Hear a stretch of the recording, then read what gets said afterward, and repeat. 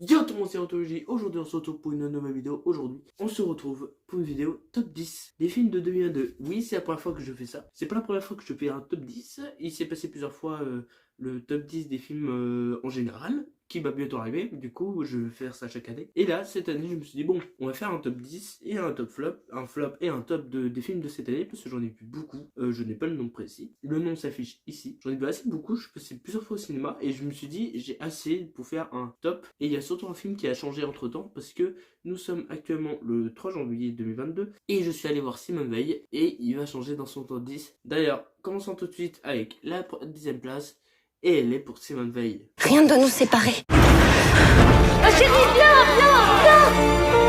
On n'est plus là-bas, Simone. On est revenu. Je suis fière de toi. Et maman serait fière de toi. L'espoir, Je félicite Madame Veil pour son élection. c'est dans leur robe que je le place. Il faut savoir que j'ai hésité avant d'y aller. Je suis allé aujourd'hui à l'heure où je tourne cette vidéo et je me suis pris une claque. Clairement, je me suis pris une claque. Les 2h20, je les ai pas vus passer. Honnêtement, j'ai cru que c'était beaucoup plus. Je me suis dit, bon, c'est 3h comme ça, alors qu'en vrai, c'est 2h20. Et tu sens pas trop passer. Et la fin, tu te sens, comme, je sais pas comment expliquer. Tu te sens lessivé, tu te sens que tu as vécu quelque chose qui prend du poids. Le seul défaut que je peux te dire du film, c'est que il a un début assez long, je trouve, personnellement. Après, c'est que mon avis des choses. Mais c'est un très très bon film que je vous conseille d'aller voir en salle. Et puis bah voilà. On passe tout de suite à la 9e position et ça va un peu vous étonner, c'est X. Il sait pas ce qu'on fait ici, pas vrai? J'aime mieux avoir à demander pardon que la permission. Ça te plairait de venir à l'intérieur? Mais avec joie. Je veux être dans le film. Tu peux pas? L'histoire peut pas changer comme ça en plein milieu. Alors X, je suis vraiment allé le voir par hasard. Je l'ai vu au cinéma. J'ai vu que c'était une production A24. On va en reparler de cette société de production. Et X, en vrai, j'ai bien aimé. Vraiment, c'est pas nul. C'est un truc assez original quand même qui parle du film X avec Jenna Ortega, tout comme ça. Je suis pas allé voir ça juste pour ça, mais d'un côté un peu si, j'avoue. Mais j'étais agréablement surpris. En vrai, c'était très cool à suivre. Il y a des vraiment bons un peu à la fin, mais au moins ça prend le temps. Et d'après ce que j'ai compris, il y aura une trilogie. Bah, moi, je dis oui, hein, il n'y a pas de souci sur ça. On passe direct à la 8e position. Et à la 8e position, nous retrouvons Novembre. J'ai reçu un coup de téléphone pour une autre livraison d'armes.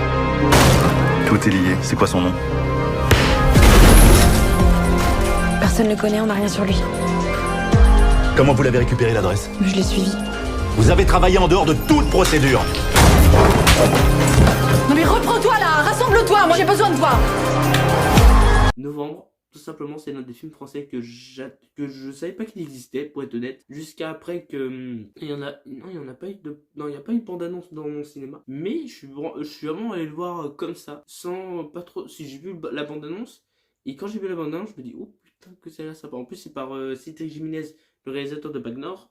J'ai vu Bac Nord, mais après Novembre, et une claque. J'étais à fond dedans, je n'ai pas vu le temps passer, clairement. Ça parle de tout sérieux, et il y a juste eu un petit bémol, mais ça vient pas du film, ça vient de la salle. Il y a eu un couple qui se sont embrassés de moment durant tout le film, et j'ai hésité à leur dire que c'est un peu de l'irrespect pour une simple et simple raison, c'est que on parle des attentats du 13 novembre, pardon, pas du 11 novembre, du 13 novembre, et pour moi ça se fait pas de s'embrasser devant un film comme ça. Si c'est un film d'action, j'aurais rien dit. Mais là, vu que c'est un film à bio, si je dis pas de merde, si je dis pas de bêtises, bah plutôt historique, bah je voyais pas. Mais sinon, par rapport au film, c'est ultra bien. Je suis allé le revoir avec mon beau-frère et ma soeur. Et ils ont aussi très bien aimé. D'ailleurs, ce serait cool. Dites-moi dans les commentaires si vous voulez qu'on fasse un top 10 avec eux. Si on a vu assez de films quand même. Donc voilà. Et quand elle va sortir en Blu-ray, je pense que je vais me l'acheter parce que honnêtement, j'ai beaucoup aimé cette expérience. Bon, à part, je trouve des moments qui servent pas trop. Je pense aux scènes où Jean Dujardin il déglingue presque ses policiers, tout comme ça. Je comprends pas pourquoi ils ont mis ça. Mais voilà. On passe direct à la 7e position et elle est pour Athéna.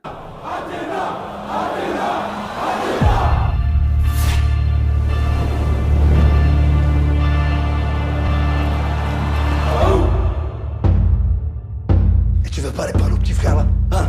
C'est quoi? C'est des fous ça quoi? Chaque fois qu'il tape, on tape. Athéna, je suis vraiment allé le voir comme ça parce que Bah aussi parce que il y a eu, je crois, Roger Gorilla, pardon, qui a fait une vidéo où j'avais vu un truc comme ça, j'avais vu que le film parlait un peu, qui faisait du bruit. Et je me dis, bon, on va le voir, c'est de Romain Gavras, le réalisateur de, je sais plus le nom, excusez-moi, de ce film, et c'est coécrit avec celui qui a fait Les Misérables. Et à ce moment-là, je crois, j'avais vu Les Misérables 2 jours avant, et j'ai beaucoup aimé Les Misérables, du coup je me dis, ouais, allez, let's go, vas-y. Et je crois que c'est l'un des meilleurs films français, l'un des meilleurs, je dis bien, que j'ai vu cette année, parce que au moins ça tente des choses avec les plans séquences comme ça, et ça raconte de vraies histoires. Et la fin, je la trouve tout simplement incroyable. Vraiment, je m'attendais pas à ça, je pensais pas. Je pensais pas à ce qu'il allait se passer. Je vais pas en dire plus pour pas spoil. Mais en tout cas, j'ai passé un très bon moment. C'est sur Netflix, donc vous pouvez aller le voir, c'est gratuit. C'est gratuit. Bah, gratuit pour vous, pour ceux qui ont Netflix. Et regardez-le parce qu'il est très cool. Il y a beaucoup de plans séquences avec assez dur à regarder comme numéro 6, on va faire numéro 6 et numéro 5 parce que les deux c'est des films d'horreur. Smile. Une patiente que vous suiviez est morte de façon violente, sous vos yeux. J'ai besoin de trouver une explication. Une chose qui me sourit. Une chose qui me sourit. Smile, c'est un des films d'horreur où vraiment je m'attendais pas que le concept allait marcher. Vraiment, je me suis jamais dit à aucun moment que ce film allait me plaire. Et tellement, alors je résumais mon avis sur le film en une phrase. Moi j'aime beaucoup les films d'horreur, il y en a très peu qui ont réussi à me faire peur. Surtout après je regarde beaucoup de merde. Son concept était très bien, mais je trouvais que c'était... Il y a eu plein de plans de caméra ultra bien utilisés. Genre le truc quand ça retourne la tête un peu. Mais la fin, je la trouvais un peu banale. Il pouvait faire un peu mieux. Honnêtement, elle était un peu banale. C'est pour ça que j'ai mis en 6. Et le 5.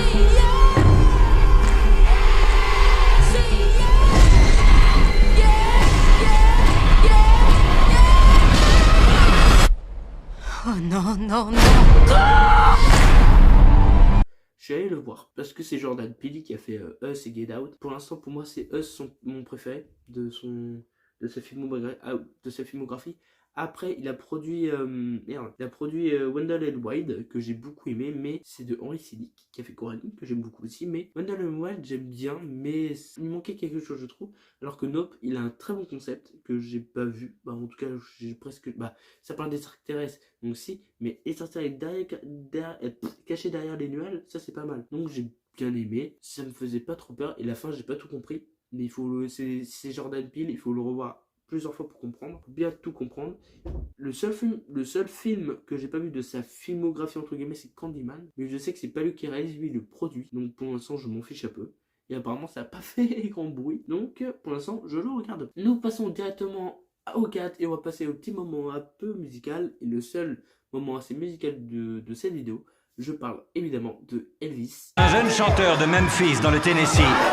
Faites-lui un accueil chaleureux sur la scène du Hayride. Monsieur Elvis Presley. Faut que t'ailles chez le coiffeur, joli cœur. À ce moment-là, j'ai vu ce garçon maigrichon se transformer en super-héros.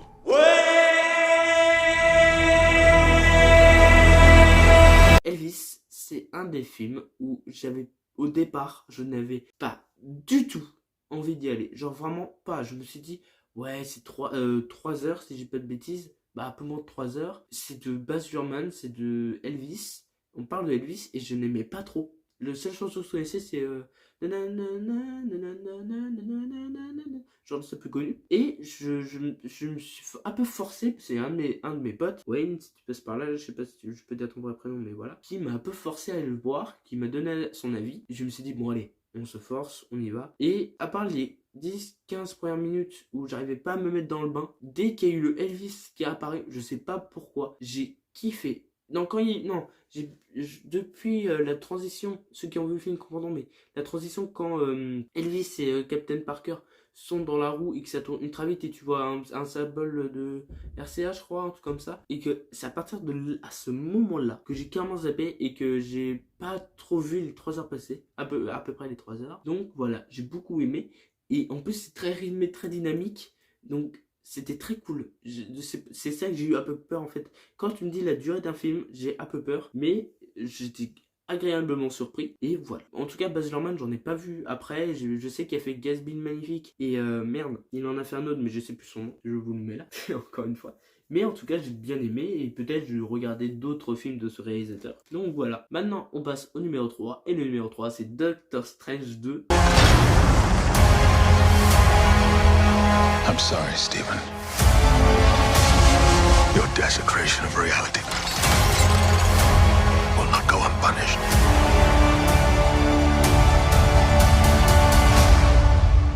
We should tell him the truth.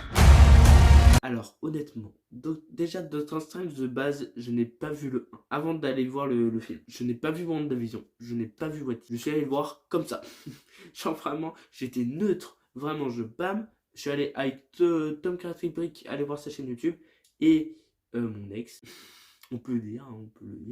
Je suis allé avec mon ex et honnêtement, alors il faut savoir que quand je suis en couple avec une personne, putain, je suis en train de faire ça. Quand je suis en couple avec quelqu'un, bah j'essaye d'aller doucement avec la personne. Je vais étape par étape. Et bah même au cinéma. Et tellement que j'étais concentré dans Doctor Strange 2, j'étais comme ça, genre vraiment, j'étais concentré de fou. Et Doctor Strange 2, pour moi, c'est l'un des meilleurs films du MCU, mon préféré du MCU pour l'instant. Alors, j'ai pas vu tous les Spider-Man et tout comme ça, et de toute façon, je vais me refaire la chronologie, mais j'ai beaucoup aimé Doctor Strange 2. Et que surtout, attention spoiler, que Wanda était la méchante, je m'y attendais pas. Et bravo Marvel, parce que vous m'avez surpris. Et avec la petite touche de Sam Raimi, c'était très très bien. Donc chapeau. Maintenant, on passe à la deuxième position. Et elle est pour Everywhere, Everything, All at Once. Dans le multivers, j'ai vu des milliers d'Evelyn avant toi. Tu peux accéder à leur mémoire, leurs émotions et même leurs aptitudes. Une puissante force maléfique a commencé à propager le chaos à travers le multivers. Cette Evelyn n'est pas n'importe qui. Il se pourrait bien que ce soit notre seule chance de sortir d'ici en vie. N'oblige pas à me battre avec toi, je suis très douée. J'ai réussi en 2 prises. Yes! Everything Everywhere All at Once, qui est produit encore par A24 Pictures. Et c'est la claque de l'année. Genre vraiment, j'ai beaucoup trop rigolé sur ce film. J'étais étonné d'ailleurs de voir Jamie Lee... attends, je vais me décaler un peu. J'étais ultra étonné de voir Jamie Lee Curtis dans le film. Mais en tout cas, j'ai beaucoup rigolé. Je suis vraiment allé le voir en mode comme ça, parce que j'ai vu plusieurs fois la bande-annonce dans mon cinéma. Et je me dis, ça a l'air totalement barge. Et c'est totalement barge. Pour vous donner un ordre d'idée, on voit un univers à la place de ces masses et des saucisses. C'était très drôle, mais ça parle de vrais trucs. Et c'est ultra bien. Donc bravo les frères Daniel d'avoir créé ce truc. Maintenant, on va passer aux mentions honorables. Des films que j'ai bien aimés, mais qui ne pouvaient pas partir sur la liste. Je pense encore à... Non, c'est pas un 24, si je dis pas de bêtises, je ne pense pas. The Sadness, que je suis allé voir, que c'est un film d'horreur. Film très gore, et j'étais très étonné, donc j'ai bien aimé. Il y a eu The Batman.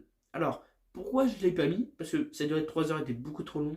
Son intrigue était très bien, mais tu pouvais voir la fin. Et il fallait que je le revoie plusieurs fois, mais je me suis pas adhéré au truc. J'ai pas trop aimé. Il y a aussi Avatar 2 que j'ai vu. Mais je suis allé voir récemment, il n'y a que pour moi la technique qui est incroyable. Genre, le film réel, artistiquement, il est très beau. Mais scénario, c'est un peu compliqué. Mais j'ai bien aimé dans l'ensemble, mais ça ne méritait pas d'être dans un top. Il y a eu aussi Maison de retraite, de base qui était dans mon top, mais quand j'ai vu Simone Veil aujourd'hui, bah j'ai changé. Et Maison de retraite, honnêtement, je suis pas allé le voir en mode bon allez, c'est juste pour faire plaisir à quelqu'un. Si je peux faire plaisir à quelqu'un, non, en vrai, je voulais un peu le voir. Et en vrai, j'étais agréablement surpris, donc voilà. Et le dernier film de la mention honorable, qui est un film d'animation, Les Bad Guys. Vraiment, je suis allé le voir avec ma petite sœur. Moi, je pensais que j'allais pas être dedans, parce que c'est un truc assez pour les enfants. Mais quand j'ai vu que c'était DreamWorks, je me dis, ça a l'air pas mal. Et DreamWorks, ils ont fait beaucoup de choses, genre le chapeauté cette année qui était très bien, le chapeauté 2. Les Bad Guys, ils ont fait aussi, il y en a eu un autre. Je suis sûr qu'il y en a eu un autre, mais je ne l'ai pas. Donc, voilà, et le film numéro 1 de l'année, et j'en suis très fier que ce soit un film français, c'est Le Visiteur du Futur.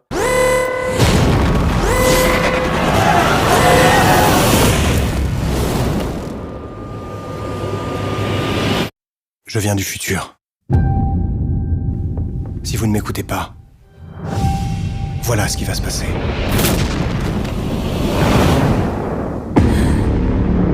C'est quoi ça? On est où? Dans le futur. Ta centrale va exploser, papa. Vous n'allez pas me faire croire que toutes les catastrophes qui ont lieu dehors sont toutes de ma faute. Si tu construis ta centrale, voilà ce qui va se passer. Tous les 70 ans, le nuage tue 50% de la population à chacun de ses passages. Il est bien gros, là. Sacrifier mon père pour sauver le monde, c'est pas juste. Je suis sûre qu'il peut changer. Lui et ses complices sont notre priorité. Ses actions peuvent briser le continuum espace-temps. Il y a 2 nouveaux types qui ont débarqué, le clodo a disparu, je suis perdu là. 3, 2, j'entends des chiffres, mais à l'envers. La compte à rebours, c'était ça les chiffres. Notre mission est de protéger le cours du temps. Si on perd, tout le monde perd.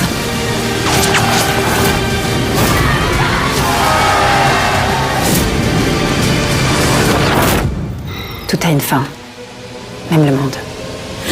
Pour moi, c'est... En plus, je l'ai vu en avant-première avec Florent Dorin, avec la présence de Florent Dorin et Vincent Tirel. Merci à vous, les gars, d'être venus à Nantes. Bonjour si vous voyez la vidéo, mais même si je ne pense pas que vous verrez la vidéo. Mais en tout cas, j'ai pris ma claque devant ce film. Quand je l'ai vu en avant-première, j'étais le seul de mes potes à être stressé, entre guillemets. Genre, vraiment, j'arrêtais pas de bouger la jambe. J'étais trop heureux de voir les acteurs parce que j'avais vu la web-série avant et que j'avais adoré. Vraiment, même la saison 1, la saison 2, la saison 3, la saison 4, j'ai adoré. Et d'ailleurs, petit fun fact, c'est grâce à cette web-série que on crée le Culturaliste. C'est un peu rapproché, bref. Mais j'ai adoré ce film, le premier film réalisé par François Descraques. Et c'était trop bien. J'ai eu un peu peur, pour être honnête. Je me suis dit, ça va être bien, mais sans plus. Mais pour moi, j'ai adoré. Il y a eu plusieurs youtubeurs qui sont passés. Mafia et Carito, en vrai, désolé Mafia et Carito si vous voyez la vidéo, mais j'ai pas trop aimé votre début, même si c'était assez drôle. Mais après, j'ai beaucoup rigolé, j'ai failli pleurer à la fin, j'avoue. Vraiment, je la trouve ultra belle, la fin. Et j'ai vraiment eu peur par rapport alors, si je dis pas de bêtises, il y a eu plusieurs personnages qui ont failli mourir. Et j'ai eu très peur, honnêtement. Donc c'est un des films que j'attendais le plus, que j'étais très content de le voir en avant-première, et que je l'ai revu après au cinéma, et vous aurez une vidéo bientôt qui sera l'unboxing du coffret collector parce que je me le suis acheté. Et vraiment bravo à toutes les équipes d'avoir travaillé dessus parce que de base, pour ceux qui ne savent pas, c'est d'une web série sur YouTube, même sur Dailymotion à l'époque. Et aujourd'hui, ils ont créé un film. Bravo, chapeau bas. Vraiment, je sais pas, chapeau, mais vraiment bravo à vous. Bravo à toute l'équipe. Bravo à François Descraques, Florent Dorin, tout le monde. Parce que honnêtement, ça claque.